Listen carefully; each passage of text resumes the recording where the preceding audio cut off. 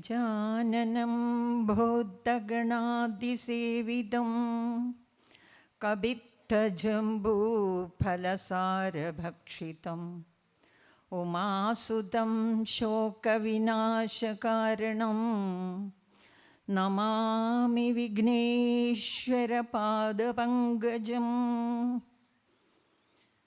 സദാശിവസമാരംഭാം ശങ്കരാചാര്യമധ്യമാം അസ്മദാചാര്യപര്യന്താം വന്ദേ ഗുരുപരമ്പരാം. പീതാംബരം കരവിരാജിതശങ്കചക്രകൗമോദഗീ സരസിജം കരുണാസമുദ്രം രാധാസഹായമതിസുന്ദരമന്ദഹാസം പാതാലയേശമനിശം ഹൃദി ഭാവയാമി. ശ്രീഗുരുവായൂരപ്പാ ശരണം, ശ്രീഗുരുവായൂരപ്പാ ശരണം, ശ്രീഗുരുവായൂരപ്പാ ശരണം. ഭൂതേർമഹദ്ഭിയയിമാ പുരോ വിഭു നിർമായശേതേദമൂഷു പൂരുഷ ഭുങ്ക്തേ ഗുണാൻ ഷോഡശ ഷോഡശാത്മക സോലം കൃഷിഷ്ട ഭഗവാൻ വജാംസി മേ. ശിവം ശിവകരം ശാന്തം ശിവാത്മാനം ശിവോത്തമം ശിവമാർഗപ്രണേതാരം പ്രണതോസ്മി സദാശിവം. ഓം നമഃ ശിവായ, ഓം നമഃ ശിവായ, ഓം നമഃ ശിവായ. ഹരി ഓം. എല്ലാവർക്കും നമസ്കാരം. എനിക്ക് ഇവിടെ ഈ 41ാമത് ഭാഗവത സത്രത്തിലേക്ക് നാരായണ കവചം എന്ന ഭാഗം സ്മരിക്കാൻ അനുഗ്രഹം തന്ന, അതിനുവേണ്ടി സമ്മതിച്ചു തന്ന എല്ലാവരോടും, പ്രത്യേകിച്ച് സത്രസമിതിയിൽ എല്ലാവരോടും പൂർണ്ണ പ്രണാമം. നമ്മൾ ഓരോരുത്തരും ഭൂമിയിൽ വന്നിരിക്കുന്നത് കർമ്മങ്ങൾ ചെയ്യാനാണ്. കർമ്മങ്ങൾ ചെയ്ത്, പ്രാരബ്ധമായ കർമ്മങ്ങളെ ഇല്ലായ്മ ചെയ്ത് നന്നായി നാടകമൊക്കെ നടിച്ച് തിരിച്ച് അങ്ങോട്ട് തന്നെ ചെല്ലാൻ വേണ്ടി പറഞ്ഞു വിട്ടതാണ്. പറഞ്ഞു വിട്ടതും അവിടുന്ന് പോകുന്നതും നമ്മളെ കാര്യമൊക്കെ മറന്നു. കാരണം പല പല മായ കാഴ്ചകളിലും കണ്ട് ഭ്രമിച്ച് അവിടെ നിന്ന് പോകുന്നതേ ഓർമ്മയുള്ളൂ. പിന്നെ എത്ര ജന്മങ്ങൾ, എത്ര സ്ഥലങ്ങളിൽ, ഏതൊക്കെ ഭാവങ്ങളിൽ അങ്ങനെ ഓടി ഓടി ഓടി ഓരോരുത്തരും തളർന്നു പോകുമ്പോഴും ഇത് ഓർമ്മിക്കാനുള്ള ശക്തി നമുക്ക് കിട്ടുന്നില്ല. എന്നാൽ അത് കിട്ടാൻ വേണ്ടി ധാരാളം വേദികൾ നമുക്ക് അനുവദിച്ചു തന്നു. ഇപ്പോഴും പൂർവികമായിട്ടാണെങ്കിലോ അനേകം ഗ്രന്ഥങ്ങൾ ധാരാളം നമുക്ക് വേണ്ടി രചിച്ചിട്ടുള്ള പരമാത്മ ചൈതന്യ സ്വരൂപമായിട്ടുള്ള വ്യാസമഹർഷിയുടെ പ്രയത്നം നമ്മൾ വൃഥാവിലാക്കിയോ? ഇല്ല, നമ്മളും പ്രയത്നിക്കുന്നുണ്ട്. എല്ലാ വേദികളിലും പോകുന്നുണ്ട്. കണ്ടമാനം നമ്മൾ ബുക്കുകളൊക്കെ വായിച്ചു നോക്കുന്നുണ്ട്. പക്ഷേ അതുകൊണ്ടൊന്നും നമുക്ക് ഇതുവരെ വലിയ പ്രയോജനം ഉണ്ടായിട്ടുണ്ട്. കുറച്ച് മാറ്റങ്ങളൊക്കെ വന്നിട്ടുണ്ട്. എന്തൊക്കെയോ ചിലതൊക്കെ ഉണ്ട് എന്ന് നമുക്ക് മനസ്സിലാക്കാറായിട്ടുണ്ട്. പക്ഷേ അപ്പോഴും നമ്മൾ അതിന് മേലോട്ടേക്ക് പോവാൻ നമ്മളുടെ കർമ്മങ്ങൾ സമ്മതിക്കുന്നില്ല. അതിന് കാരണം ഈ പ്രപഞ്ചത്തിൽ സൃഷ്ടികളൊക്കെ നടക്കുമ്പോൾ തന്നെ 3 വൈവിധ്യങ്ങൾ ഗുണങ്ങളായിട്ട് ഈശ്വരന്മാരായിട്ട് തന്നെ നമ്മളെ കാണിച്ചു തന്നിട്ടുണ്ട്. സത്വ രജ തമോ ഗുണങ്ങളിലൂടെ നമ്മൾ വന്നതും ആ മഹേശ്വരൻ, ബ്രഹ്മാമഹേശ്വരൻ, വിഷ്ണു മുതലായ ദേവന്മാരുടെ ആ ഗുണങ്ങൾ നമ്മൾ ചിലപ്പോഴൊക്കെ സ്വീകരിച്ചു നോക്കും. കാരണം നമ്മളിലേക്ക് വരും. കാരണം അത് പ്രകൃതിയിലുള്ളതാണ്. 3 ദേവന്മാരും പ്രകൃതിയിൽ അവരുടെ ചുമതലകളുമായിട്ട് നടക്കുമ്പോൾ നമ്മളതിടയ്ക്കൊക്കെ സ്വീകരിക്കുകയാണ്. അങ്ങനെ അത് സ്വീകരിച്ചിട്ട് അതിൽ മുങ്ങിയിട്ട് ചിലപ്പോൾ രജോ ഗുണം ചെയ്ത് തമോ ഗുണത്തിലേക്ക് പോവും. ചിലപ്പോൾ ചില ദുർലഭമായിട്ടുള്ള നിമിഷങ്ങളിൽ നമ്മളിങ്ങനെ ഇവിടെ എത്തപ്പെടും. ഇങ്ങനെ ഇവിടെ എത്തപ്പെടും, ഈ വേദികളിലൊക്കെ എത്തപ്പെടും. നമ്മൾ സദാ ഭഗവതാദി ഗ്രന്ഥങ്ങളൊക്കെ പഠിക്കാനും ഇപ്പം ഇന്നത്തെ കാലത്ത് ധാരാളം അവസരങ്ങളുണ്ട്. ഈ സാധനം തുറന്ന് നോക്കിയാൽ ഇഷ്ടം പോലെ നമുക്ക് കാണാം.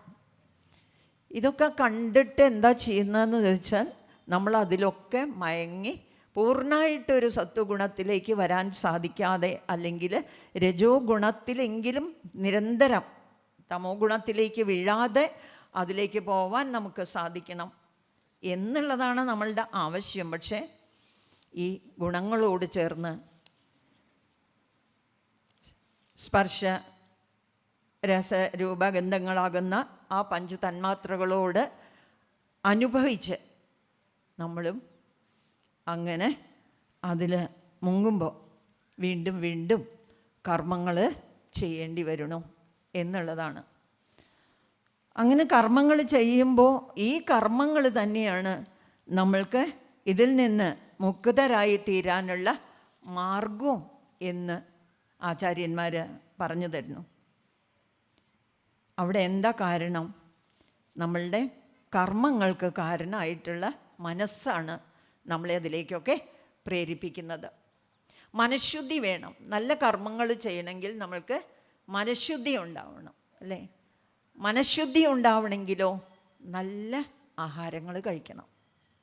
നല്ല ആഹാരങ്ങളാണോ കഴിക്കുന്നതെന്ന് നമ്മളുടെ ശ്രദ്ധ വേണം. അപ്പോൾ ഇവിടെ ഒന്നാമതായിട്ട് നമ്മൾക്ക് നന്നാവാനായിട്ട് പറഞ്ഞു തരുന്നത് ശ്രദ്ധ, അതായത് ശ്രവണം. ഭാഗവതത്തിലെ 1-ാമത്തെ അധ്യായത്തിൻ്റെ തന്നെ പറയാ, ശ്രവണം നന്നാവാൻ ആദ്യമേ നമുക്ക് ഭാഗവതം പറഞ്ഞു തരുന്നുണ്ട്. എന്താ കാരണം? ഇനി അങ്ങോട്ട് പോവാൻ ബാക്കിയുള്ള ഗുണങ്ങൾ പറയുന്നതിനപ്പുറത്ത് വക്താവിൻ്റെ ഗുണം പറയുന്നുണ്ട്. പക്ഷേ അവിടെ നിന്ന് അങ്ങോട്ടുള്ള യാത്ര സർഗം വിസർഗമാദികളായിട്ട് നമ്മൾ 12-ാമത്തെ സ്കന്ധത്തിലേക്കൊക്കെ എത്തുമ്പോഴത്തേക്കും ഒരുപാട് യാത്ര ചെയ്യാനുണ്ട്. അതുകൊണ്ട് ഇപ്പം തന്നെ നന്നായി കേട്ടോളൂ എന്നാണ്. കേൾവിയാണ് 1-ാമത്തെ ശരിയാവേണ്ടത്, അല്ലേ? ഈ കേൾവി കൊണ്ടാണല്ലോ നമുക്ക് പലതും, ഒരേ കാര്യത്തിനെ പലരും പല വിധത്തിൽ കേൾക്കണം. ആ പല വിധത്തിൽ കേൾക്കാൻ കാരണം ഈ നേരത്തെ പറഞ്ഞ മാതിരിയുള്ള ഈ ഗുണങ്ങളാണ്. അപ്പോൾ എൻ്റെ മനസ്സ് നന്നാവണമെങ്കിൽ ഈ ശ്രദ്ധയിലൂടെ ഞാൻ നല്ലതിനെ മാത്രം കേട്ടുകൊണ്ട്, അപ്പം എന്താവും? നല്ലതിനെ മാത്രം കേട്ടാൽ നമ്മൾ എന്താ ചെയ്യുക? നല്ലത് മാത്രം നമുക്ക് ചെയ്യാൻ തോന്നും. അപ്പം നമ്മളുടെ കർമ്മേന്ദ്രിയങ്ങളൊക്കെ വേഗം നമ്മളുടെ അടുത്തേക്ക് വരും. ഓ, ഞാൻ വല്ലതും കേട്ടിട്ടോ പ്രവർത്തിച്ചിട്ടോ കാര്യമില്ല. എൻ്റെ മനസ്സ് പറയണു നല്ലത് പറയൂ, നല്ലത് ചെയ്യൂ, നല്ലതിലേക്ക് പോവൂ എന്ന് സദാ നമ്മളുടെ ഉള്ളിൽ നിന്ന് മനസ്സ് പറയാറാവണമെങ്കിൽ ഈ ശ്രവണം നന്നായിട്ട് ആവണം. 1-ാമത്തായിട്ട് ശ്രവണം നന്നായാൽ എല്ലാം നന്നായി. പിന്നെ വാക്കുകൾ നന്നായി, പ്രവൃത്തികൾ, ഇന്ദ്രിയങ്ങൾ മുഴുവൻ നമ്മളുടെ വരുതിയിൽ വരാൻ തുടങ്ങും. അങ്ങനെ മനസ്സ് ശുദ്ധമാവണമെങ്കിൽ ഒന്ന് ഭക്ഷണം പറഞ്ഞു, ഒന്ന് കേൾവി പറഞ്ഞു. അത് മാത്രം മതിയോ? അത് നിലനിർത്തി തരാൻ നമുക്ക് എന്ത് വേണം? ഈശ്വരാനുഗ്രഹം കൂടി നമ്മളുടെ കൂടെ വേണം. ഈശ്വരാനുഗ്രഹം കൂടെ ഉണ്ടായാലേ നമ്മളുടെ ഈ കാത് നന്നായി പ്രവർത്തിക്കുള്ളൂ. കണ്ണ് നന്നായി, ഇന്ദ്രിയങ്ങളൊക്കെ നന്നായി പോണെങ്കിൽ ചാടി പോവാൻ നിൽക്കുകയാണ്, തഞ്ചം കിട്ടാൻ കാത്ത് നിൽക്കുകയാണ്. ആ തഞ്ചം കിട്ടാൻ പോവാതിരിക്കണമെങ്കിൽ വടി പിടിച്ച് നമ്മളുടെ ഉള്ളിലെ ആ പ്രകാശ സ്വരൂപിയായിട്ടുള്ള ആ ഭഗവാനെ ഉണർത്തിക്കൊണ്ടേയിരിക്കണം. രാവിലെ നമ്മൾ ഭഗവാനെ, രാജാക്കന്മാരെയൊക്കെ സ്തുതി ഗീതങ്ങൾ പാടാൻ വേണ്ടിയിട്ട് രാജാക്കന്മാരുടെ ആളുകളൊക്കെ വരാറുണ്ട്. അതിനൊക്കെ ഏർപ്പാടാക്കിയിട്ടുണ്ട്. ഈ പ്രവൃത്തി തന്നെയാണ് ഭഗവാന് നമ്മളൊക്കെ ചെയ്യേണ്ടത്. ദിവസവും രാവിലെ സ്തുതിഗീതങ്ങളെ കൊണ്ട് ഭഗവാനെ, ഉള്ളിലിരിക്കുന്ന ഈശ്വര സ്വരൂപത്തെ ഉണർന്നിരിക്കുക. രാത്രി മുഴുവനും സദാ നമ്മൾക്കറിയാം, നമ്മൾ ഉറങ്ങുമ്പോഴും നമ്മളെ കാത്ത് രക്ഷിച്ചു കൊണ്ടിരിക്കുകയാണ്. പക്ഷേ മായ കൊണ്ട്, നമ്മളുടെ ഈ കർമ്മങ്ങളെ കൊണ്ട് ചിലപ്പോൾ അതങ്ങ് മറഞ്ഞു പോവുകയാണ്. അത് മറയ്ക്കാനായിട്ട് ഈ പ്രകൃതി പോലെ ശ്രമിക്കും കേട്ടോ. നമ്മളുടെ ഒരു ശത്രുവാണ്. നാരായണ കവചമാണ് പറയാൻ പോകുന്നത്. അപ്പോൾ ഒരു ശത്രുവിനെ നമുക്ക് പിടികെട്ടി, ഈ പ്രകൃതി മുഴുവൻ നമ്മളുടെ ശത്രുവാണ്. ആ ശത്രു എവിടെയാണ് തഞ്ചം നോക്കിയിരിക്കും? നമ്മൾ ആധ്യാത്മിക അനുഷ്ഠാനങ്ങളിലേക്ക് പോകുമ്പോൾ അതിൽ നിന്ന് മറയ്ക്കാൻ ഞാൻ വിചാരിച്ചു, ഈ ജനുവരി 1-ാം തീയതി മുതലെങ്കിലും കൃത്യമായിട്ട് രാവിലെ ഞാൻ 4 മണിക്ക് എഴുന്നേൽക്കും കേട്ടോ. പക്ഷേ 4 മണിക്ക് ഞാൻ ധ്യാനത്തിനിരിക്കും എന്നൊക്കെ കുറേ ജനുവരി 1-ാം തീയതികളിലായി നമ്മൾ പറഞ്ഞു വരുന്നു.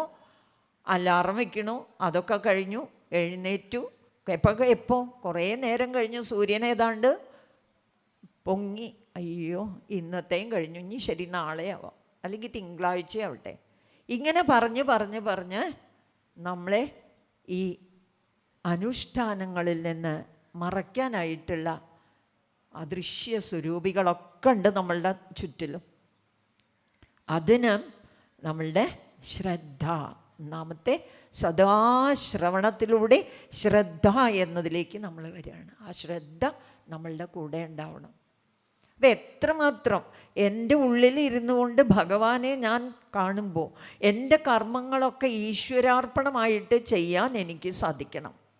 നമുക്കിപ്പോൾ ഈ യോഗയും പ്രാണായാമോ ഒരു പക്ഷേ അമ്പലത്തിൽ പോക്കോ ഒന്നും നടന്നില്ല എന്ന് വിചാരിക്കുക, ഒന്നും വേണ്ട. ഞാൻ ചെയ്യുന്ന കർമ്മങ്ങൾ മുഴുവൻ ഈശ്വര പൂജയായിട്ട് ചെയ്യാൻ നമുക്ക് സാധിച്ചാൽ മതി. അവിടെയും വരും എന്തൊക്കെ തടസ്സങ്ങളാണ് വരിക അല്ലേ?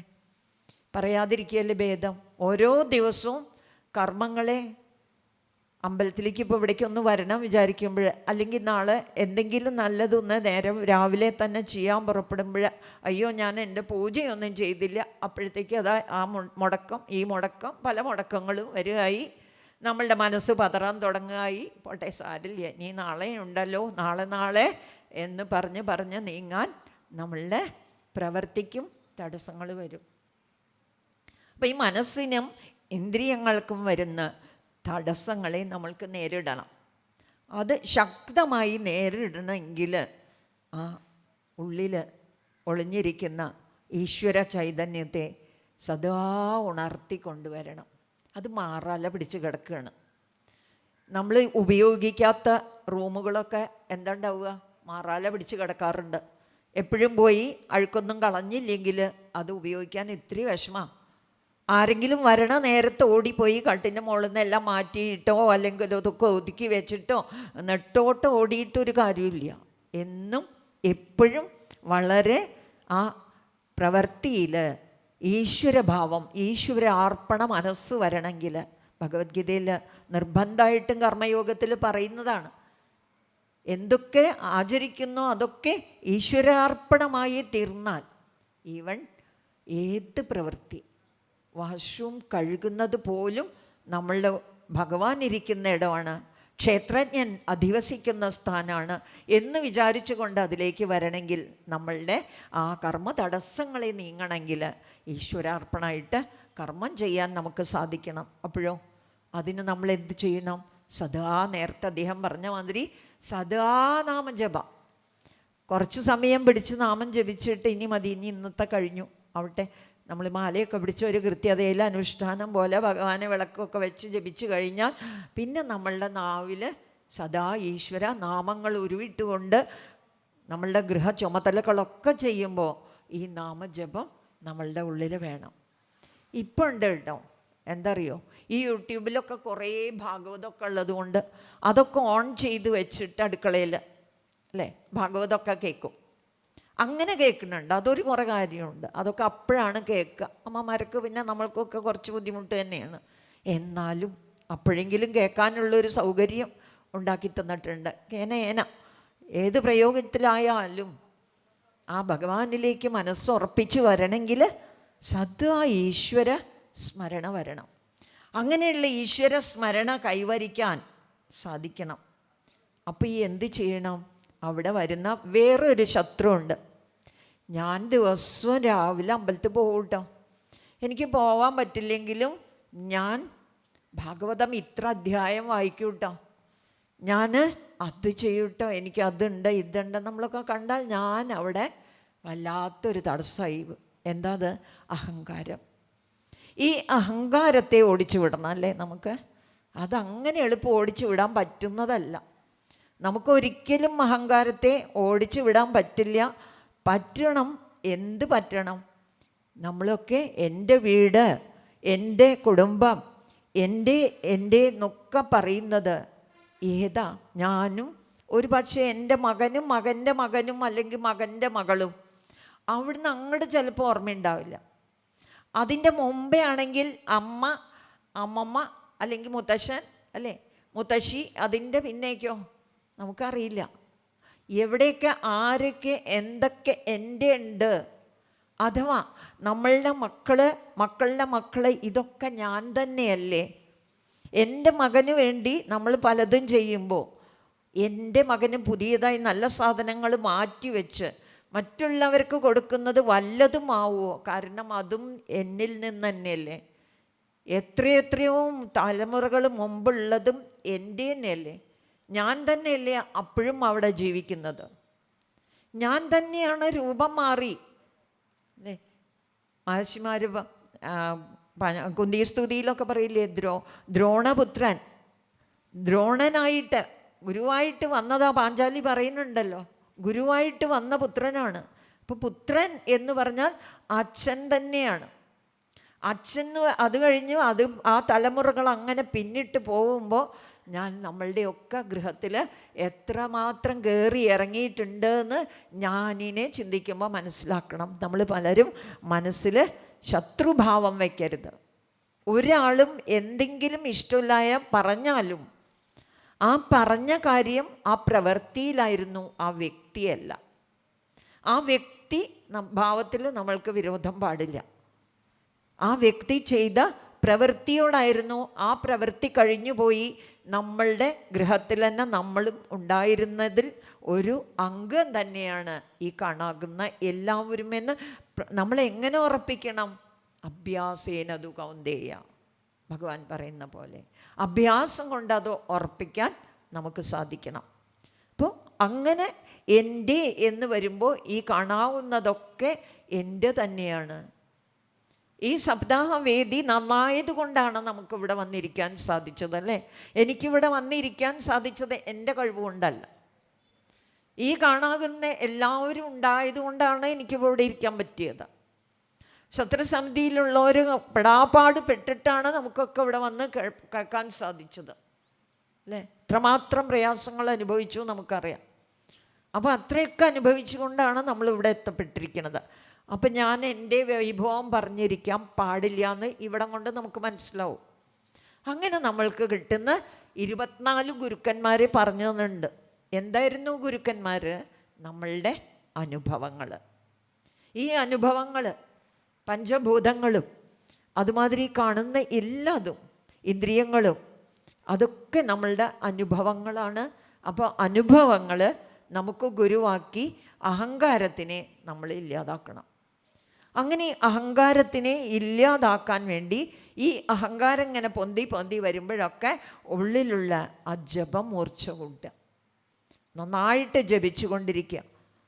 ഗുരോരനുഗ്രഹേണ ഇവ പുമാൻ പ്രശാന്തയെന്ന് പറയുമെങ്കിലും ആ ഒരു ഗുരുവിൻ്റെ അനുഗ്രഹം കൊണ്ടാണ് ഒരു ശിഷ്യൻ ഉയർന്നു വരുന്നത്. ആ ഗുരു അനുഗ്രഹിക്കേണ്ടതാണ്. ആ ഗുരു എന്നുള്ളത് ഒരു തത്വമാണ്. അത് പാകം പെടുമ്പോൾ, നമുക്ക് ആവശ്യമാണെന്ന് കാണുമ്പോൾ നമ്മളുടെ മുമ്പിൽ ആ ഗുരു രൂപമെടുത്ത് പ്രത്യക്ഷമാവാം. അതുവരെയും നമ്മൾക്ക് ഈ ഈശ്വരൻ ഗുരുവാണ്. ഈശ്വരൻ എന്ന് പറഞ്ഞാൽ രൂപമുള്ളതാവാം, ഇല്ലാത്തതാവാം. പക്ഷെ നമുക്കൊക്കെ എളുപ്പം എന്താ? രൂപമുള്ള ഭഗവാനെ ഭക്തിയോടെ ഉപാസിക്കാം. അപ്പം ഭക്തി നമുക്ക് എന്തു തരും? അഹങ്കാരത്തെ ഇല്ലാതാക്കും. എങ്ങനെ അഹങ്കാരം കളയും? നമ്മൾക്ക് ഗോപസ്ത്രീകളുടെ മാതിരി, ഗോപികളുടെ മാതിരി സഖാവായിക്കൊണ്ട്, അല്ലേ? നമ്മളുടെ കൂടെ സദാ ഞാനുണ്ട് കേട്ടോ എന്നൊക്കെ വാട്സപ്പൊക്കെ വരാറുണ്ടല്ലോ. സത്യമല്ലേ? ഭഗവാൻ സദാ നമ്മളുടെ കൂടെ ഉണ്ടായിരുന്നത് കൊണ്ടല്ലേ നമുക്ക് ഈ അവയവങ്ങളൊക്കെ പൂർത്തി തന്നത്. കാരുണ്യവാനായിട്ടുള്ള ഭഗവാന്റെ കൃപയല്ലേ ഈ കൈകൾ ഇങ്ങനെ ഉള്ളിലേക്ക് മടക്കാനായത്, അല്ലേ? ഈ എല്ലെടുത്ത് ഇപ്പുറത്തേക്ക് വെച്ചിരുന്നെങ്കിലോ? അങ്ങനെയാണെങ്കിൽ അങ്ങനെയുള്ളവരുണ്ട് കേട്ടോ, അങ്ങനെ സംഭവിച്ചവരുണ്ട്. അപ്പം ഇതൊക്കെ ഈ സ്പേസ് ഇട്ടുകൊണ്ട് നമ്മളെ ഓരോ അവയവങ്ങളെയും ചിന്തിച്ചു നോക്കൂ. ഭഗവാനെ എത്ര കൈകൊണ്ട് തൊഴുതാൽ മതിയാവില്ല. നമ്മളുടെ ഉള്ളിലിരുന്ന ആ കാരുണ്യമൂർത്തിയായിട്ടുള്ള ഭഗവാൻ എന്തൊക്കെ താങ്ങും തണലുമായിട്ട് നമ്മളുടെ കൂടെ ഉണ്ടെന്ന് ഓരോരുത്തർക്കും അനുഭവമല്ലേ? ഉണ്ട്, എല്ലാവർക്കും അനുഭവമുണ്ട്.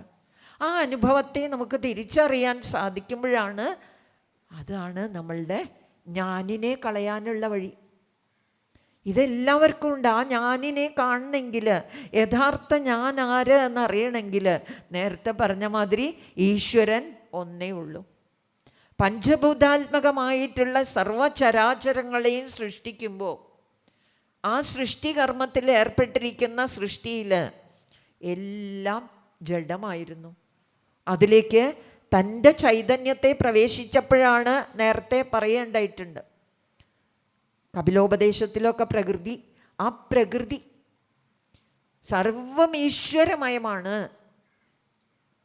നമ്മൾ കാണണമെങ്കിൽ ധ്യാനത്തിൽ ഭഗവാൻ വ്യക്തമായിട്ട് പറയുന്നുണ്ട്, എൻ്റെ രൂപത്തെ, അല്ലേ?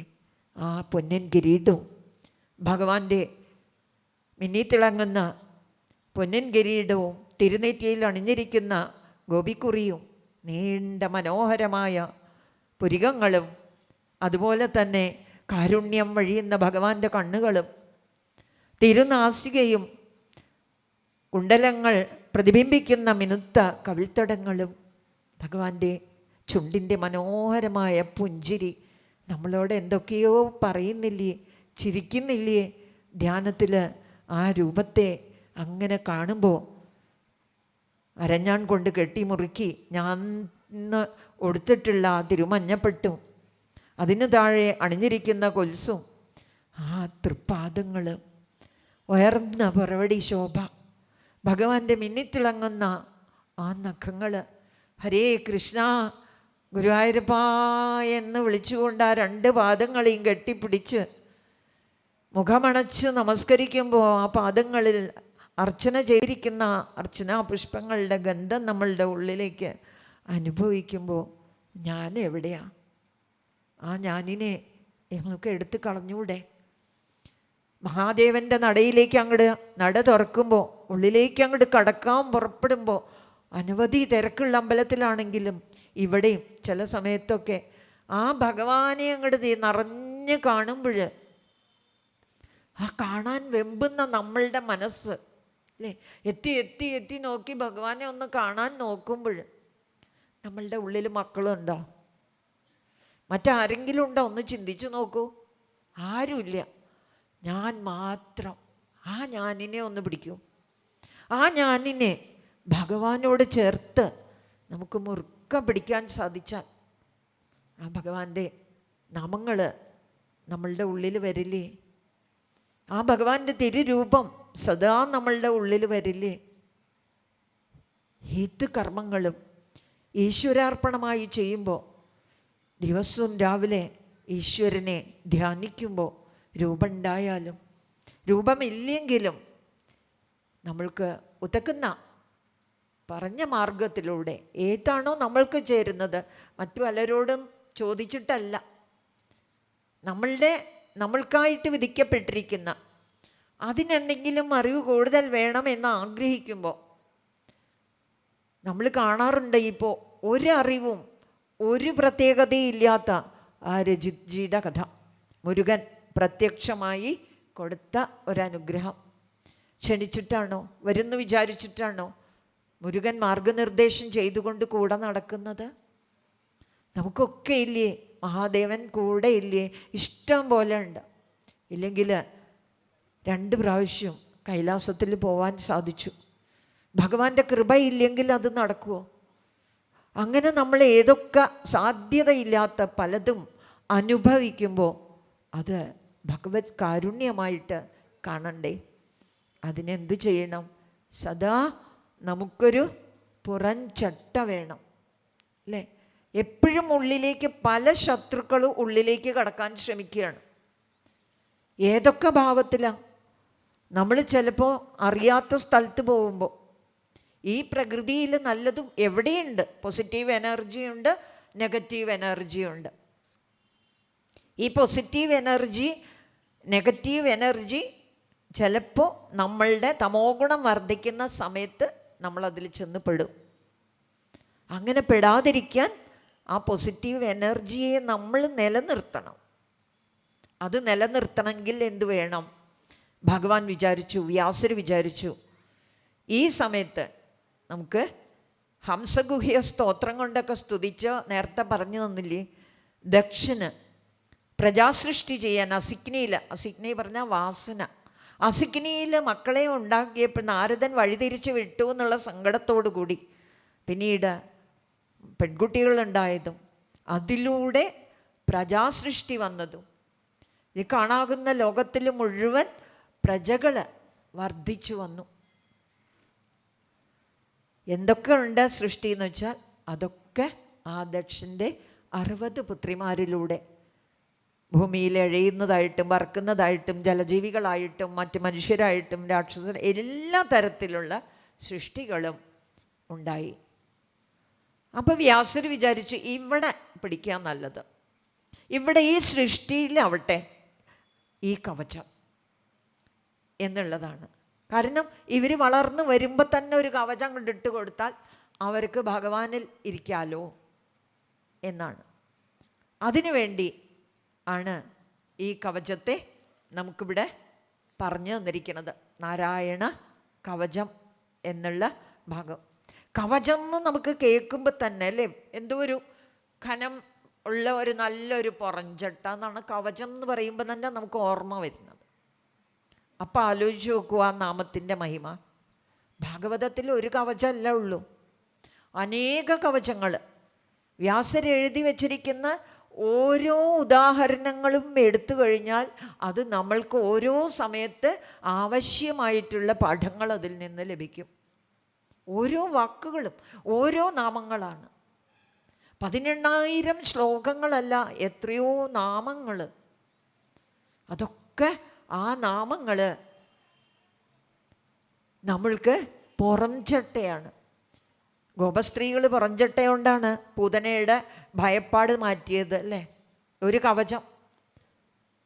ഞാൻ നാളെ യൂട്യൂബിൽ ഇട്ടിട്ടുണ്ടായിരുന്നു. ആ കവചം ദിവസവും ചെല്ലുമ്പോൾ കുഞ്ഞുങ്ങളെയൊക്കെ എടുക്കുമ്പോൾ നമ്മൾ ഒന്നും അറിയാത്ത ചെറുപ്പത്തിൽ തന്നെ കൃഷ്ണ ഹരേ കൃഷ്ണ കുഞ്ഞിനെ എടുക്കുമ്പോൾ തന്നെ അങ്ങനെയാണ് എടുക്കുക.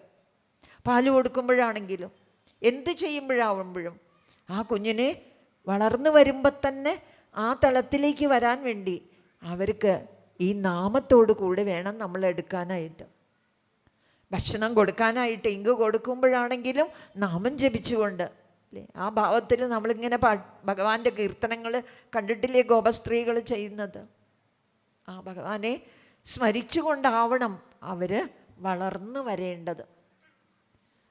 അങ്ങനെ വളർന്നു വരേണ്ട വല്ലാത്തൊരു കാലഘട്ടത്തിലാണ് ഇപ്പം നമ്മൾ നിൽക്കുന്നതും. 1980കളിൽ അത് വല്ലാതെ അധപതിച്ചത് കൊണ്ട് ഈ സീരിയലുകൾ വർദ്ധിച്ചു തുടങ്ങിയത് കൊണ്ടാണ് ഇന്ന് ഉള്ള യുവത്വത്തിൽ നിൽക്കുന്ന കുറച്ച് പിള്ളേരൊക്കെ വഴി തെറ്റിപ്പോയത്. ഇത് ഒട്ടും തന്നെ മനസ്സിലാക്കാതെ അന്നുള്ള കുട്ടികളൊക്കെ തന്നെ ഏറ്റവും പുതുതായിട്ട് വന്ന ഈ മഹാത്ഭുതത്തെ ഒന്നങ്ങോട്ട് സ്വിച്ചിട്ടാൽ കാണുകയായി നമ്മളുടെ കഥകൾ. എന്താ കാണുന്നത്? വിവാഹം കഴിച്ചു കൊടുത്ത് കൊണ്ടുപോയോടത്ത് എങ്ങനെ പെരുമാറണം എന്ന് അല്ലേ, അതല്ലേ കാണിച്ചു കൊടുക്കുന്നത്. അതൊക്കെ കണ്ടുകൊണ്ട് വഴി തെറ്റിപ്പോയ ഒരു കാലഘട്ടം, വല്ലാത്തൊരു കാലഘട്ടത്തിൻ്റെ അനുഭവങ്ങൾ ഇപ്പോഴാണ്. അന്നേ ഈ പുരാണങ്ങൾ നമ്മളുടെ കയ്യിലുണ്ട്. അതിനൊരു ച്യുതി വന്ന കാലം ഉണ്ടായിരുന്നു. ബ്രാഹ്മണർ സ്ത്രീകൾ വായിക്കാൻ പാടില്ല, സ്ത്രീകൾ സഹസ്രനാമം ചൊല്ലാൻ പാടില്ല. സ്ത്രീകളല്ലേ ജപിക്കേണ്ടത്? ഗർഭത്തിലിരിക്കുമ്പോൾ കുഞ്ഞുങ്ങളെ ഭഗവാന്റെ ആ പ്രഹ്ലാദനെ ഓർക്കൂ. പ്രഹ്ലാദൻ എങ്ങനെ ആയി? അതും അറിയില്ല, ഭക്തിയില്ല. പക്ഷേ നാരദൻ അതിനും പരിശ്രമിച്ചു. അത് ദൈവ കൽപ്പിതം. അങ്ങനെ ഒരു തരത്തിലേക്ക് നമ്മൾ ഉയർന്നു വരണ്ടേ? അങ്ങനെ ഒരു തലം നമ്മൾക്കുണ്ടായിത്തീരണ്ടേ? അതിനായിട്ട് ഒരു കവചം, ഏതൊരു കർമ്മത്തിലും വഴി തെറ്റിപ്പോവാതിരിക്കാൻ നേരത്തെ പറഞ്ഞ മാതിരി ഒരു നിത്യനിദാനമായിട്ട് ചില അനുഷ്ഠാനങ്ങൾ ആരംഭിക്കുമ്പോൾ അതിൽ വരുന്ന തടസ്സങ്ങൾ, അതുപോലെ തന്നെ നമുക്ക് പൂജാദികളിൽ വരുന്ന തടസ്സങ്ങൾ, മറ്റു സ്ഥലങ്ങളിലൂടെ പോകുമ്പോൾ നമുക്കറിയില്ല. പണ്ടൊക്കെ ചരടൊക്കെ ജപിച്ചു തരും. അങ്ങനെ ഓരോ വഴിയാത്രയിലും ഒരു കരുതലെന്ന നിലയിൽ ഉണ്ടാവും. ഇത് വ്യാസരിവിടെ സർവ്വലോകത്തിലുള്ള എല്ലാവർക്കും ജപിക്കാൻ വേണ്ടി നിത്യ ജപിച്ച് സദാ ജപിച്ച് അത് ആയിത്തീരുക. നാമം ജപിച്ച് ജപിച്ച് ജപിച്ച് നാമിയായിത്തീരുക. നാമം നാരായണ നാരായണ ജപിച്ച് ജപിച്ച് നാരായണനാവുകയാണോ അല്ലോ ചെയ്യുക. ശംഖുചക്ര ഗദാപത്മങ്ങളോടെ അറിയാം നമ്മൾ ഒരുപാട് ആളുകൾ ആ തലത്തിൽ മുക്തി കിട്ടിയിട്ടുണ്ട്. നാമിയുടെ ഗുണങ്ങളൊക്കെ ആയിത്തീരുക. നാരായണത്വം, നാരായണ നാരായണ നാരായണ മടി കൂടാതെ ജപിച്ചുകൊണ്ട്. ആധ്യാത്മിക തലത്തിലൊക്കെ ഇന്ന് ക്വസ്റ്റ്യൻ ആൻസറുകൾ പ്രധാനമായിട്ടും ആചാര്യന്മാർ ചെയ്യാറുണ്ട്. നമ്മളുടെ ഗുരുവാണ് മോഹൻജി. ഞങ്ങൾ ഇന്നലെ കുറച്ച് പേര് പോയിരുന്നു. ധാരാളം അവസരങ്ങളാണ്. നമ്മളൊരാൾ ഒരു ചോദ്യം നമ്മളോട് ചോദിക്കുമ്പോൾ ആചാര്യന്മാർക്ക് 100 കാര്യം നമുക്ക് പറഞ്ഞു തരാനുണ്ടാവും. ആ ചോദ്യം ചോദിക്കാൻ നമ്മൾക്ക് മടി. ഇന്ന് പബ്ലിക്കിൻ്റെ മുമ്പിൽ നാമം ജപിക്കാൻ നമുക്ക് മടി. നമുക്ക് പാടാൻ അറിഞ്ഞിട്ടല്ല, ഭാഗവത സപ്താഹങ്ങളിലൊക്കെ സ്തുതികൾ അങ്ങോട്ട് ചൊല്ല് തന്നെയാണ് ഭഗവാനെ കണ്ണും അടച്ചിട്ട്. കാരണം കണ്ണൻ്റെ നാമങ്ങൾ അങ്ങോട്ട് പാടുമ്പോൾ അവിടെ ഒരു രീതികളുമില്ല, ഒരു രാഗങ്ങളുമില്ല. ഭഗവത് ഭക്തിയല്ലാതെ മറ്റൊന്നുമില്ല. ആ ഭക്തി നമ്മളുടെ ഉള്ളിൽ നിറഞ്ഞു വരുത്തുക. എന്തൊന്ന് കാണുമ്പോഴും കാണുന്നതൊക്കെ നാരായണ പ്രതിമ, കേൾക്കുന്നതൊക്കെ നാരായണ സ്തുതികൾ, ചെയ്യുന്നതൊക്കെ നാരായണ പൂജകളായി തീരാനായിട്ട് നമുക്ക് സാധിക്കണം. അതാണ് നമ്മളുടെ ഈ നാരായണ കവചം കൊണ്ട് ഉദ്ദേശിക്കുന്നത് എന്നുള്ളത്. സമയം പോയി അല്ലേ പറഞ്ഞ്. അപ്പം നമുക്ക് ഈ നാരായണ കവചം ഒന്ന് പാരായണം ചെയ്യാം.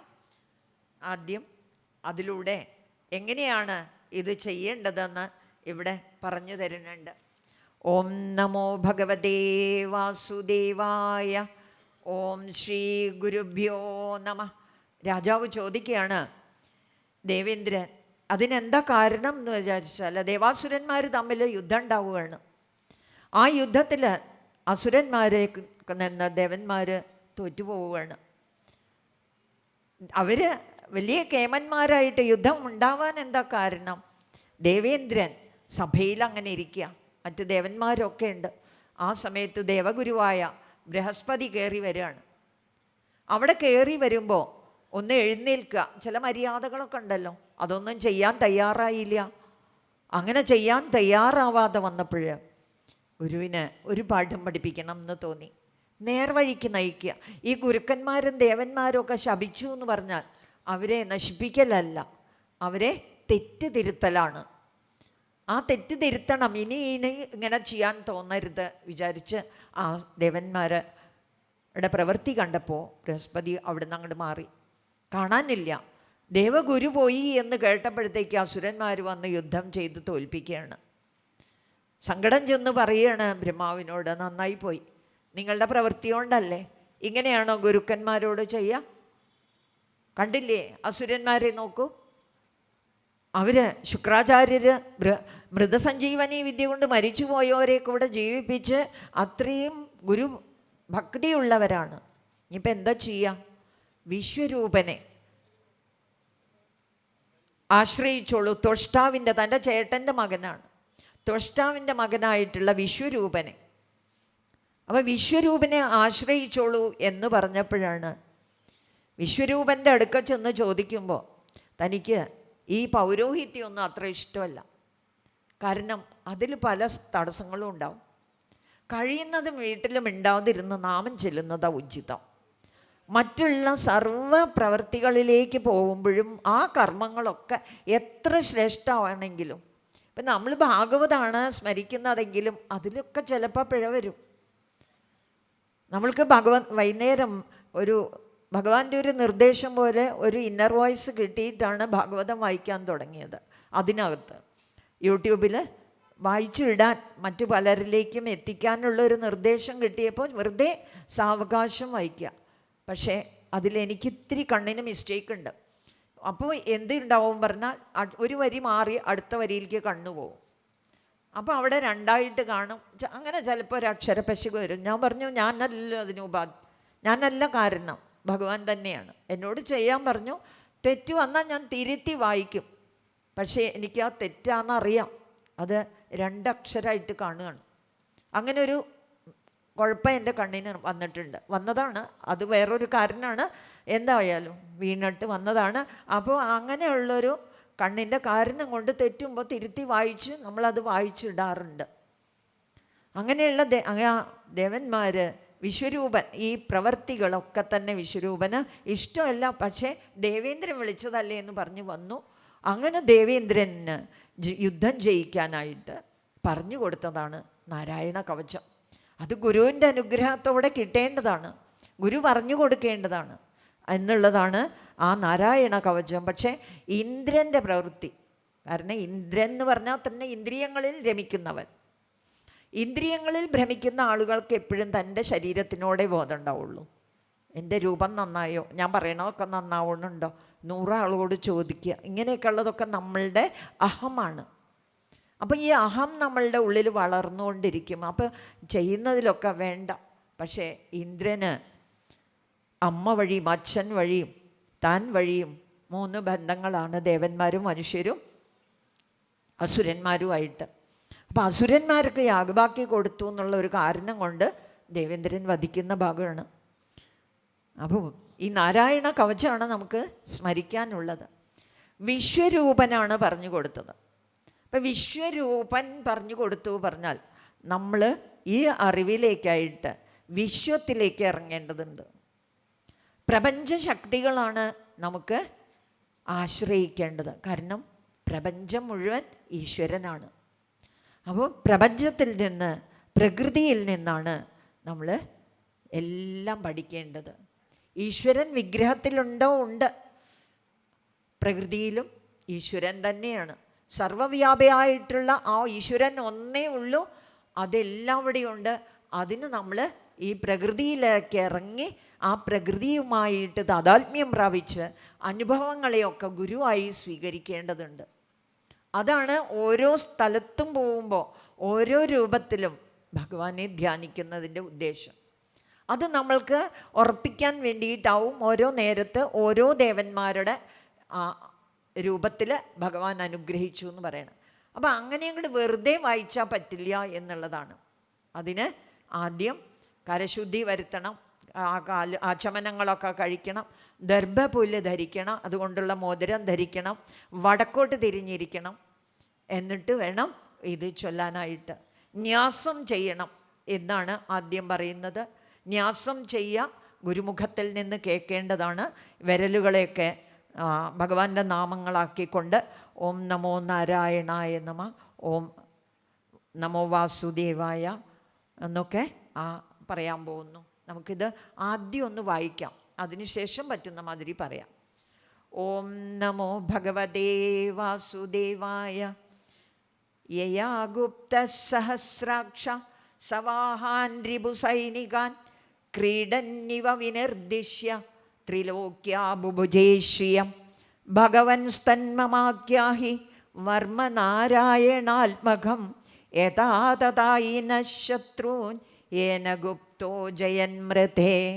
ശ്രീശുക ഉവാച വൃതപുരോഹിതസ്ത്വാഷ്ട്രോ മഹേന്ദ്രായാനുപൃച്യതേ നാരായണാഖ്യം വർമ്മ തദിഹൈകമനാശൃണു.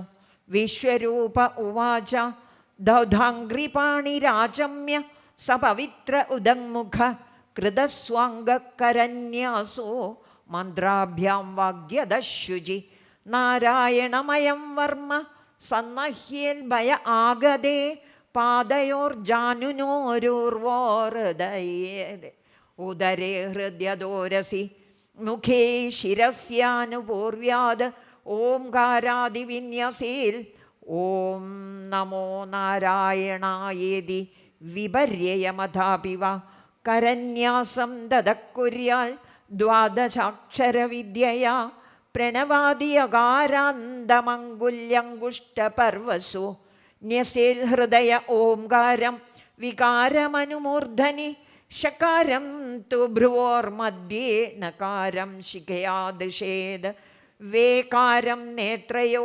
യുഞ്ജാന്നകാരം സർവസന്ധിഷു മകാരമസ്ത്രമുദ്ദിശ്യ മന്ത്രമൂർത്തിർഭവിദ്ബുധ സ വിസർഗം ഫടന്തം തൽ സർവദിക്ഷു വിനിർദിശേത്.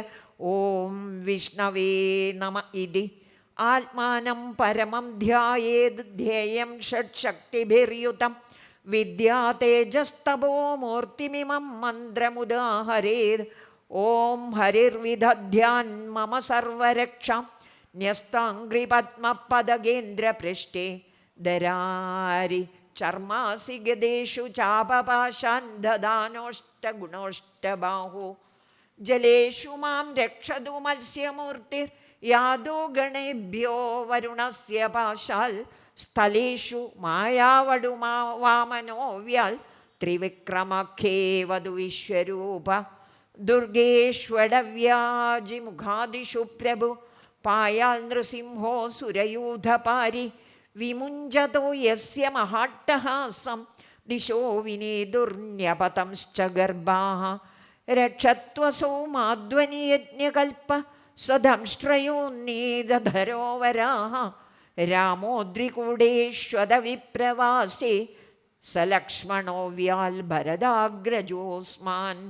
മാമുഗ്രധർമാദഖിലാൽ പ്രമാദാന്നാരായണ പാതു നരശ്ച ഹാസാദ് ദത്തസ്ത്വയോഗാദധയോഗനാഥ പായാദ് ഗുണേശ കപിലകർമ്മബന്ധാദ് സനൽകുമാരോ വധു കാമദേവാഹ ശിഷാമാംപതി ദേവഹേളനാദ് ദേവർഷിവർയ പുരുഷാർച്ചനാന്തരാത് കൂർമോ ഹരിർമാം നിരയാദശേഷാൽ ധന്വന്തരിർഭഗവാൻ ഭാത്വപദ്യാത് ദ്വന്ദ്വാത്മയാദ് ഋഷഭോ നിർജിതാത്മാ യജ്ഞശ്ച ലോകാദവതാജ്ജനാന്താത് ബലോ ഗണാൽ ക്രോധവശാദഹീന്ദ്ര ദ്വൈപായനോ ഭഗവാന പ്രബോധാത് ബുദ്ധസ്തു പാഗണ്ഡഗണാൽ പ്രമാദാത് കൽക്കി കലികാലമലാൽ പ്രപാതു ധർമാവനായോരു കൃതാവതാര മാം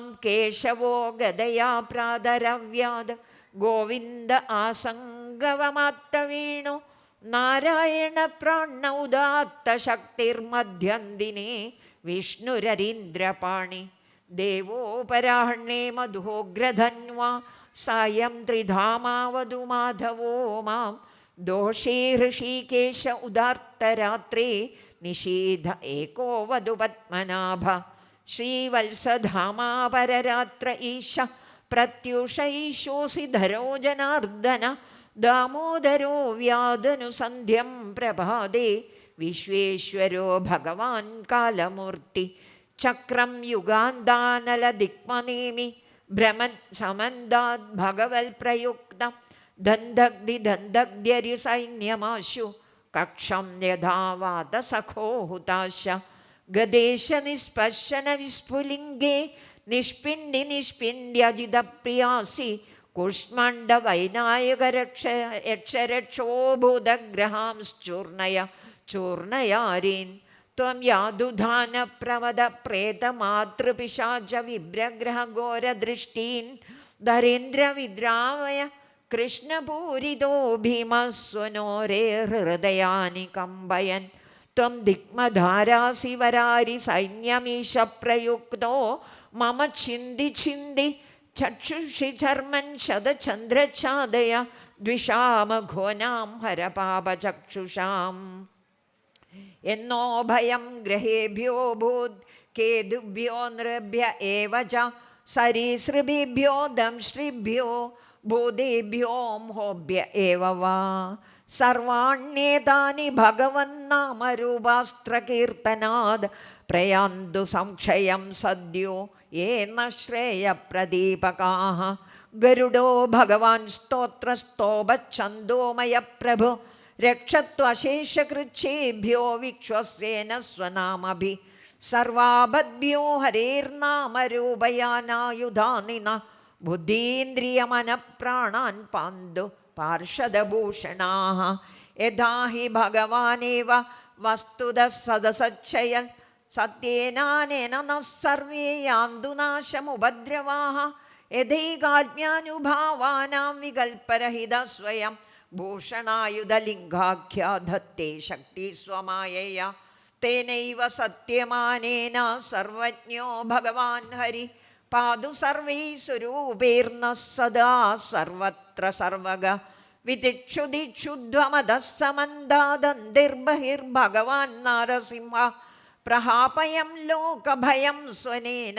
സ്വതേജസാഗ്രസ്ത സമസ്തതേജാഃ മഖവന്നിദമാഖ്യാതം വർമ്മ നാരായണാത്മകം വിജേഷ്യസ്യഞ്ജസായേന ദംശിതോ സുരയൂഥപാൻ ഏതദ്ധാരയമാണസ്തു യം യം പശ്യതി ചക്ഷുഷാ പദാവാ സംസ്പൃശേത് സദ്യ സാധ്വസാത് സ വിമുച്യതേ ന കുതശ്ചൽ ഭയം തസ്യ വിദ്യാം ധാരയതോ ഭവേത് രാജദസ്യുഗ്രഹാദിഭ്യോ വ്യാഘ്രാദിഭിശ്ച ഗർഹിച്ചിത് ഇമാം വിദ്യാപുരാ കശ്ചൽ കൗശികോ ധാരയൻ ദ്വിജ യോഗധാരണയാ സ്വാംഗം ജഹൗ സമരുധന്വനി തസ്യോപരി വിമാനേന ഗന്ധർവപതിരേകദാ യയൗ ചിത്രരഥസ്ത്രീഭിർവൃതോ യത്ര ദ്വിജക്ഷയ ഗഗനാന്യപദ സദ്യ സ വിമാനോ ഹ്യവാക്ഷിരാഃ സഭാലകില്യവചനാദസ്തിന്യാദായ വിസ്മിത പ്രാച്യപ്രാചീ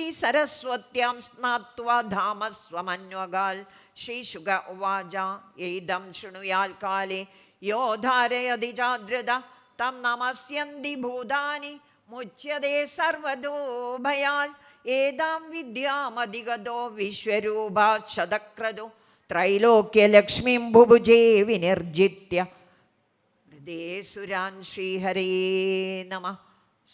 സർവത്ര ഗോവിന്ദനാമ സങ്കീർത്തനം. ഗോവിന്ദ ഗോവിന്ദ.